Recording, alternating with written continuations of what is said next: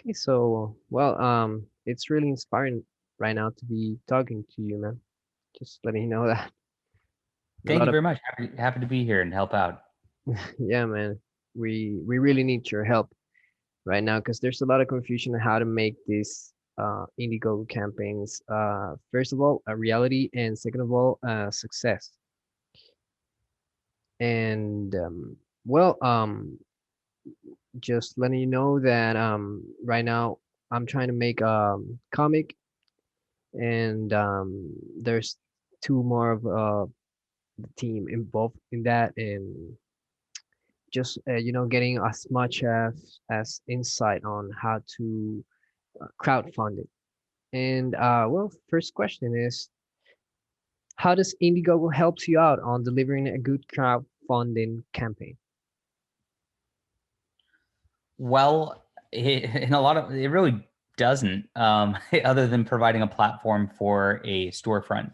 So Indiegogo, Kickstarter, Amazon, you can make your own storefront. No matter what you do, you just have to direct customers to this, and that's by getting the word out there, like different live streams, podcasts, social media, etc. Now they do have sort of an explore function on Indiegogo and Kickstarter, so you can get found that way. But for the most part, people who come to your Indiegogos are people who are looking for it in the first place. And those people are going to be directed by you or your team. Okay, thanks so much. And how do you keep up with backers? I have an email list I've had going for my books and for my comics for a long time. I have a blog that I write on every single day. And on that blog, it pops up saying, "Would you like to join my email list?" You get a free graphic novel from me. So people show up, they get a free book, and then they join the list. And so I send out an email about once a week, just with a bunch of my blog content on there. And then when I have a campaign like this going, I'll say, "Hey, the campaign's out today." And I'll put it on my weekly updates also. And towards the end of the campaign, I'll send another one, just make sure everybody sees it. Nice. Thanks again. And talking about perks, how do you make sure backers that have paid above the normal get all of the stuff promised? Um, there's just a list of perks, so I download each list of perks separately, and then I fulfill one at a time, and make sure that check off one, check off the next one, check off the next one, and it's just staying organized about it. Just to extend a little bit more on that question, how do you like what service do you use to, like deliver what's not, digital? I do it all myself. So I print the books through a printer, and then I have them shipped to my house. I get all the shipping supplies, and I pack them all up myself, and uh, put the postage on it all myself. So And yeah, then you just go to the post mail and then start sending everything. start dropping them off. I usually do about 50, 100 books a day, usually when I get the campaigns done, and it takes about a week to do. So it takes about a week to deliver to every backer. Right. Wow. I never imagined that. I thought it would take a lot more time. Just depends on how many books you have. I mean, if this does double what my normal campaigns do, then it'll take longer. I don't know. Yeah. But for what I've been doing, lately, it's usually around I usually have around 200 to 300 packages to send out. So that it takes me about a week. And to extend a little bit more on that, let's say you have like, like 500 people, or let's put it 300 people, and you got 300 different addresses. How do you make it, like you just give that ad those like I leave this to you and to the mailing service, and they do it all on themselves, or you have to like go each one by each one and then make sure that you fulfill all the info. I have to go each tier by each tier. So it's like if somebody backs the main book only, I have a whole list in a spreadsheet of just that, and then I input that spreadsheet into like stamps.com, and then I generate a whole batch of labels that way. And then somebody does the hardcover. I do the same thing. I just put the hardcovers into a single batch and do it that way. So it's tier by tier. That's Okay, I get it now. yeah, The stamps.com made it a lot yeah. easier for me to understand. And then tips on how to make your Indiegogo campaign to be more looked at. I think you already talked about that. And last question, how do you feel and plan when the campaign is above the 100% funded? At that point, it's just trying to get people excited. It's better actually when it's 100% funded, because people like to back books that are winners. So they go through and they try to find books that they know that they're going to get, right.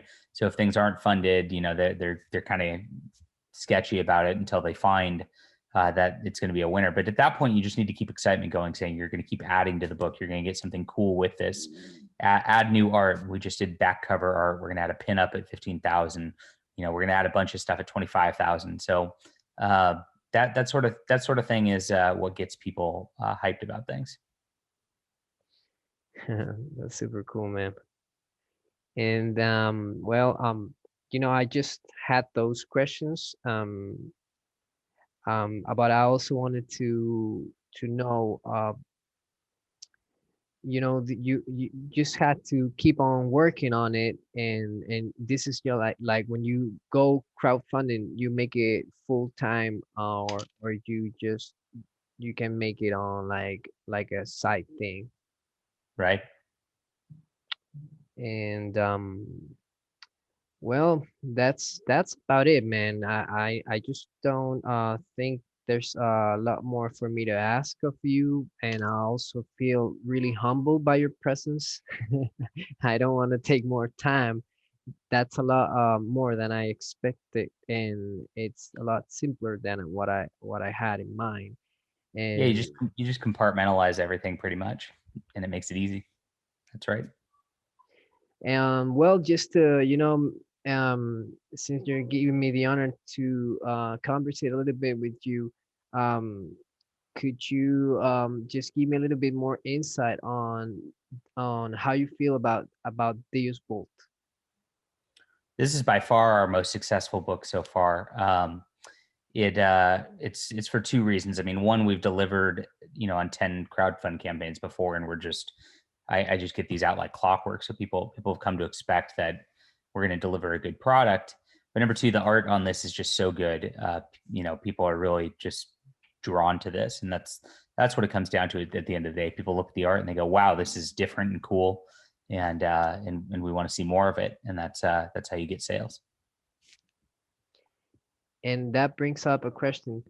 How do you you got your let's say I'm starting out. This is my first Indiegogo campaign. How can I make a little bit more, trustworthy for people who are going to back for the first time? What I do beyond others also is I usually get the book finished before I actually even put it up on Indiegogo. That way I tell everybody it's done already. You're not gonna have to worry about it. A lot of the ones that seem to have troubles with that, they do 2-3 pages of a concept art and they say, "Oh, we'll get it done eventually," and then it never gets done. So if you say, "Look, the product's ready, we just need to print it," that instills faith in people pretty well. And of course, having some art that pops, that looks a little better, because there is a lot of different books out there on Indiegogo. But if you have something that stands out a little bit, that of course helps too. Mm. And I don't know if you're able to answer this question. I don't know if I'm making it too intimate now, but I would like to know if about when you get paid, right? And then how does the money deliver to the the workers, the artists? How do you split? Are you have a contract? You have um, if you're able to answer these questions, I don't know. It's different for every project. For my Flying Sparks book, I pay all my artists up front. So all that's done, and then I just get the money back, basically. On this, Jesse White is splitting the profits with me. So what's going to happen is All the money will go to me, and then I will ship everything out, just track how much everything costs, and then I'll split everything done after with him. The colors already got paid. The letterer already got paid, so it just comes down to the two of us having to split at the end of things. So I just keep a spreadsheet, show him exactly what I'm doing. I Hmm. talk to him every step along the way, so he knows exactly what to expect, and that's how I do it. Of course. Mhm. Okay, man. Well, that's that's it, man. I'm really glad that you're having this type of success and you're inspiring so many artists, comic artists, and writers and letters and colors. And I would like to back it. I would like to back it as well. I haven't backed it yet, but I definitely will make it so that I can read these both because it's one of my, it's also my preference in style. Awesome. Glad you like it. Yeah, man. And well, maybe we can have another podcast, another video call, and anytime soon about maybe something that's worth the talk. Sure thing. Okay, man. Jon Del Arroz, best-selling author here, and just a humble amateur comic book artist here, Pedro Viloria. And see you later, man. Goodbye. See you. Have a good day. Thank you so much.